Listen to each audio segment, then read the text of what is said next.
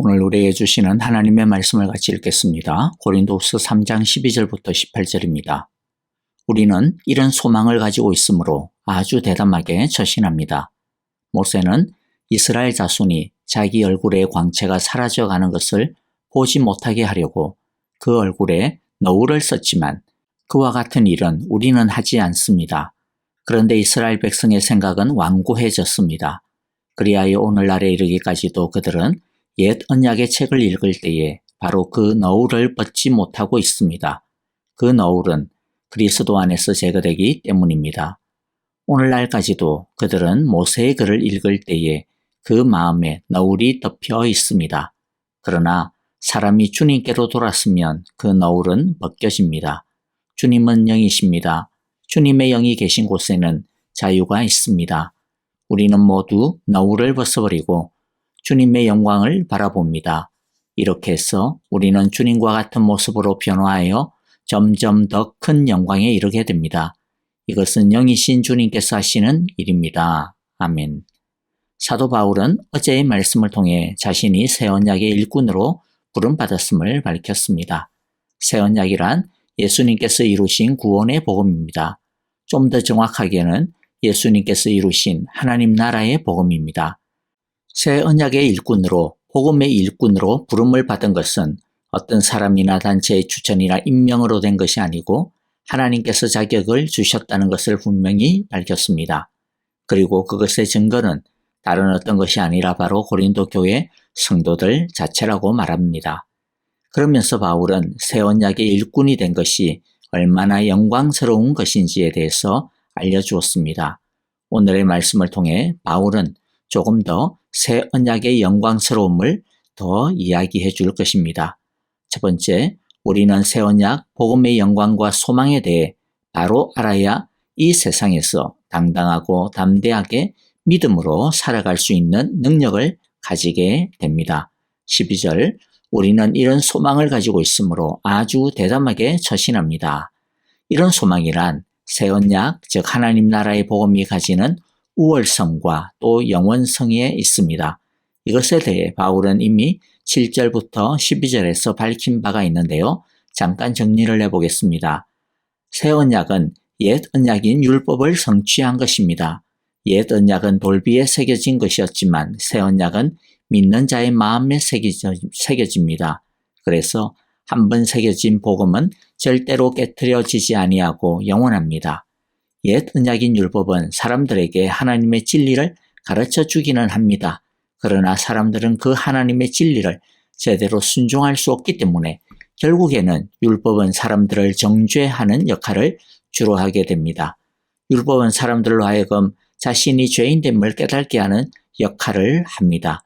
그래서 자신의 의에 대해서는 버리고 하나님의 은혜와 용서만을 붙들 수 있도록 인도합니다.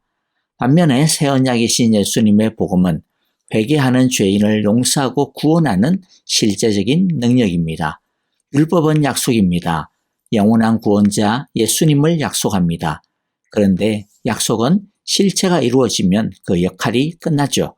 그처럼 예수님이 오셔서 하나님의 구원의 계획이 이루어지셨습니다. 그래서 율법의 영광은 일시적이고 주님이 오심으로 말미암아 끝난 것입니다. 반면에 복음의 영광은 영원합니다.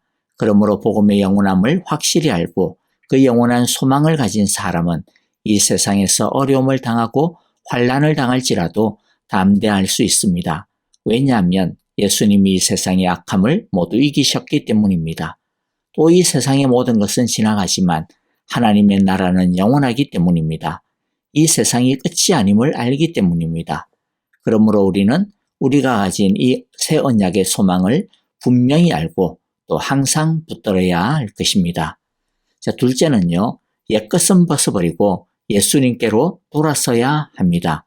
예수님을 믿고 복음을 받아들인 사람들 중에서 아직도 옛 율법을 완전히 벗어버리지 못한 사람들도 있었습니다. 바울을 괴롭히고 대적했던 사람들이 바로 이런 부류의 사람들이었습니다.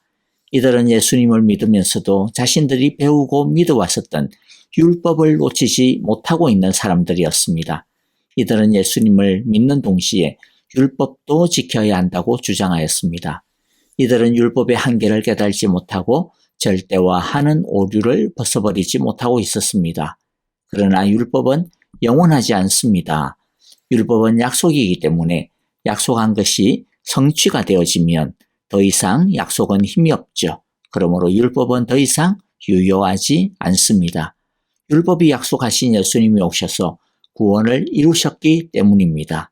율법의 시대는 막을 내렸습니다. 자, 13절에 보면 모세는 이스라엘 자손이 자기 얼굴의 광채가 사라져가는 것을 보지 못하게 하려고 그 얼굴에 너울을 썼지만 이랬는데요. 하나님과 대면하여 율법을 받은 모세의 얼굴에 광채가 났어 모세는 자신의 얼굴을 가릴 수밖에 없었습니다. 자, 이것도 뜻하는 바는요. 율법도 하나님의 영광을 담고 있음을 보여줍니다. 하지만 그 영광은 어떻다고요? 사라져가고 있다라고 표현하죠. 사라질 영광의 광채였습니다. 이것은 율법의 영광이 결국에는 없어질 때가 있다라고 하는 것을 보여줍니다. 하지만 유대인들의 마음은 완고했습니다. 14절에 보니 그런데 이스라엘 백성의 생각은 완고했습니다. 그리하여 오늘에 이르기까지도 그들은 옛 언약의 책을 읽을 때에 바로 그 너울을 벗지 못하고 있습니다. 자, 자신들의 조상인 율법의 원조인 예수님은 자신의 얼굴의 광채가 곧 사라질 것을 알고 혹시라도 이스라엘 사람들이 자신의 얼굴의 광채를 보고 영원하지 않은 것인데도 불구하고 영원한 것으로 착각할까봐 자신의 얼굴을 수건으로 가리웠는데 이들은요 모세의 발행과 의도와는 전혀 다르게 율법이 영원하고 절대적인 것이라고 믿고 있는 것입니다. 그 결과 여전히 율법에 얽매여 율법의 정죄 아래 살고 있습니다. 심지어 크리스찬이 된 일부 유대인들은 크리스찬이 되고 나서도 자신들이 가지고 있는 이 무지와 율법에 대한 완고한 고집을 벗어버리지 못하고 있었습니다. 그래서 율법은 끝났다라고 외치고 이제는 오직 믿음으로만 구원을 얻는다라고 외치는 선포하는 바울을 미워하고 싫어했습니다.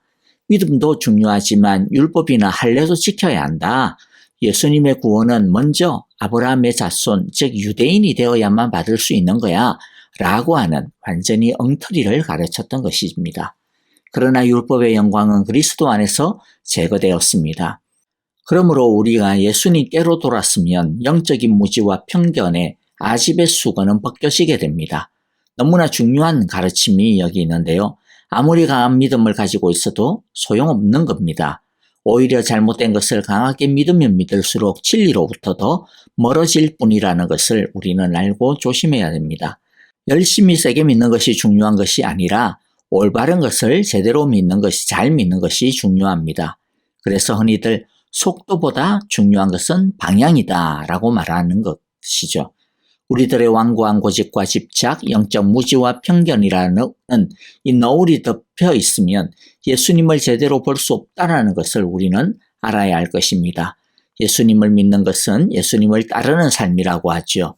예수님을 따르는 것은 예수님을 중심에 우리의 주인으로 모시고 예수님만을 따르는 것입니다. 그것은 예수님만이 옳다고 인정하는 것입니다. 그래서 예수님이 싫어하시는 것에 대해서는 아무리 우리가 익숙하고 편해도 아무리 우리가 생각하기에 옳은 길이고 바른 방법이라 할지라도 예수님이 싫어하니까 그냥 하지 않고 버리는 겁니다. 반대로 예수님이 좋아하시고 하라고 하시는 것은 아무리 하기 싫어도 아무리 힘들고 불가능해 보여도 예수님이 좋아하시고 하라고 하시니까 그냥 하는 것입니다. 이것이 예수님을 따르는 것입니다. 여러분 혹시 아직도 가지고 있는 옛 고집과 아집이 없습니까? 이 시간 주여 벗겨 주옵소서 주여 내가 버리겠나이다 라고 고백하고 결단하며 버리는 시간이 되기를 바랍니다. 혹시 영적인 무지로 인해 희미하고 혼동스럽고 잘못된 방향으로 가고 있지는 않습니까? 이 시간 주여 내 마음 눈을 밝혀주소서 주여 내 마음 눈을 어둡게 막고 있는 이 무지의 수건을 벗겨주소서라고 고백하고 결단하며 벗어버릴 수 있는 시간이 되기를 바랍니다. 우리가 주님께로 돌아가 주님께 엎드리면 우리의 영적 무지의 노을이 영적 편견의 노을이 영적 오만과 고집의 그 수건이 벗겨질 줄을 믿습니다. 예수님께서 이미 십자가에서 우리의 죄를 다 벗겨주셨기 때문입니다. 세 번째, 주의 영이 우리의 너울을 벗겨주실 것입니다. 주의 영이 우리를 점점 더 큰 영광에 이르게 하실 것입니다. 주님의 영이 계신 곳에 진실한 자유가 넘칠 것입니다. 자, 17절, 18절을 읽어보겠는데요. 주님은 영이십니다. 주님의 영이 계신 곳에는 자유가 있습니다. 우리는 모두 너울을 벗어버리고 주님의 영광을 바라봅니다. 이렇게 해서 우리는 주님과 같은 모습으로 변화하여 점점 더 큰 영광에 이르게 됩니다. 이것은 영이신 주님께서 하시는 일입니다. 자, 간단하게 이 말씀을 좀 정리를 해볼게요. 첫째는요, 주님의 영이 계신 곳에 자유함이 있습니다. 즉, 영적 자유는 주님의 영, 즉 성령에 의하여 가능하다라는 것이죠. 전적으로 부패하고 무능력한 인간은 자신의 힘과 의지로는 죄의 오염에서 결코 벗어날 수 없습니다. 오직 주의 영, 즉 성령의 지배에 자신을 맡길 때만이 옛 사람의 정욕에서 벗어나 자유할 수 있습니다. 그러므로 우리는 성령님을 의지해야 됩니다. 그리고 성령님께서 이끄시는 대로 결단하고 순종하며 행해야 합니다. 성령님이 우리 속에 계속 계시도록 해야 우리는 우리가 가진 복음의 자유를 제대로 누릴 수 있다는 것을 우리 꼭 기억하기를 바랍니다. 두 번째는요, 성령 안에서 우리는 옛 성품과 습성을 벗어버리고 자유하게 되고 그리고 주님과 같은 모습으로 점점 변화할 수 있습니다. 즉, 본격적으로 성화의 과정을 밟게 된다라는 말이죠. 이것은 비록 짧은 시간에 완성되지는 않지만은 성령의 지속적인 역사심을 따를 때 우리의 성품과 은행이 꾸준히 변화되어 결국 주님을 닮게 됩니다. 그러므로 바울의 권면처럼 술 취하지 말고, 이것은 단순히 그냥 알코올만을 이야기하는 것이 아니고요. 세상적인 것에 푹 빠지거나 휩쓸리지 말고 오직 성령의 충만함을 받아야 할 것입니다. 세 번째는요. 그리고 결국에는 우리는 점점 더 큰 영광에 이르게 될 것입니다. 비록 이 세상에서 우리는 영광의 완성에 도달하지는 못하겠지만 그러나 하나님의 나라에서는 하나님의 얼굴을 맞대어 보게 될 것입니다. 그리스도의 영광의 충만함에 이르게 될 것입니다. 우리는 이 세상이 끝이 아님을 알아야 합니다. 영화가 끝이 아닙니다. 완전하게 완성되는 날이 우리에게는 있습니다. 영화의 삶으로 우리는 나아가고 있음을 우리는 분명히 알고 있어야겠습니다. 네 번째는요, 이 모든 것을 주님의 영이 이루십니다. 우리가 어떻게 이 모든 것들이 완성되어질 것이다 확신할 수가 있습니까? 우리의 모습이 너무나도 불완전하고 허점투성인데 어떻게 우리는 완전한 자유를, 완전한 영광을, 완전한 예수님을 닮음을 확신할 수 있을까요? 그것은 우리가 그렇게 할 수 있기 때문이 아닙니다. 우리의 힘과 우리의 노력과 우리의 능력으로 할 수 있는 것이 아닙니다. 우리는 할 수 없습니다. 우리 대신 주님의 영이 이것을 하시기 때문입니다. 그래서 우리는 자신할 수 있습니다. 당당할 수 있습니다. 담대할 수 있습니다. 우리의 연약함을 뛰어넘고 소망을 노래할 수 있습니다. 왜냐하면 주님의 영이 하시기 때문입니다.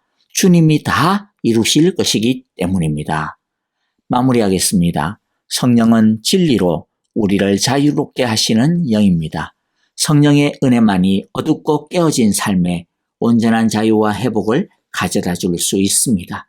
주의 영과 함께할 때 우리는 죄와 사망의 권세에서 자유하게 되며 모든 영적 싸움에서 승리하게 되며 영광의 주님을 대면할 수 있고 그리하여 예수님을 닮아가며 그분의 영광을 반사하는 삶을 살아낼 수 있습니다.